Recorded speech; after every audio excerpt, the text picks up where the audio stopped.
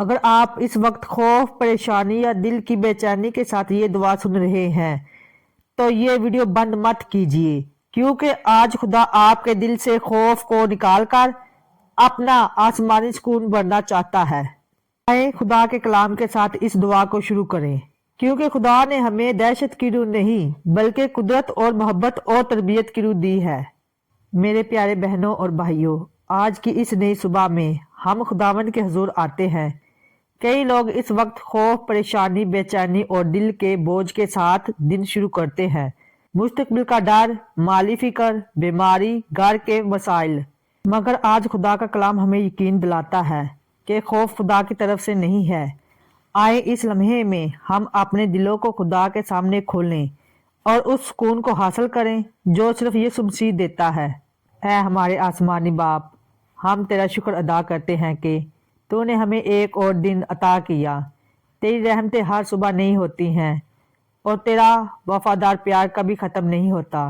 خداوند، آج ہم اپنے تمام خوف اور اپنی ساری پریشانیاں تیرے قدموں میں رکھتے ہیں۔ وہ خوف جو ہمارے دلوں کو بے چین کرتا ہے، وہ فکر جو ہماری نیند چرا لیتی ہے، وہ بوجھ جو ہمیں اندر سے توڑ دیتا ہے، ہم سب کچھ تیرے حوالہ کرتے ہیں۔ اے خدا، تیرا کلام کہتا ہے کہ تو نے ہمیں خوف کی روح نہیں دی بلکہ قدرت، محبت اور صحیح عقل کی روح دی ہے۔ اسی وعدے کے مطابق آج ہمارے دلوں سے خوف کو نکال دے اور اس کی جگہ اپنا آسمانی سکون بانٹ دے۔ اے یسوع، جہاں پریشانی ہے وہاں امن دے، جہاں مایوسی ہے وہاں امید دے، جہاں کمزوری ہے وہاں اپنی قدرت ظاہر کر۔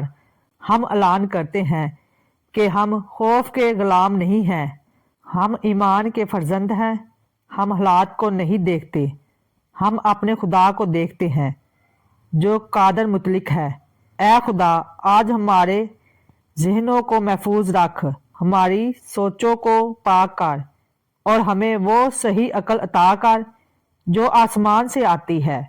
ہم آج کے دن کو تیرے ہاتھوں میں دیتے ہیں، ہمارے قدموں کی رہنمائی کر اور ہمیں یاد دلا کہ تو ہر حال میں ہمارے ساتھ ہے۔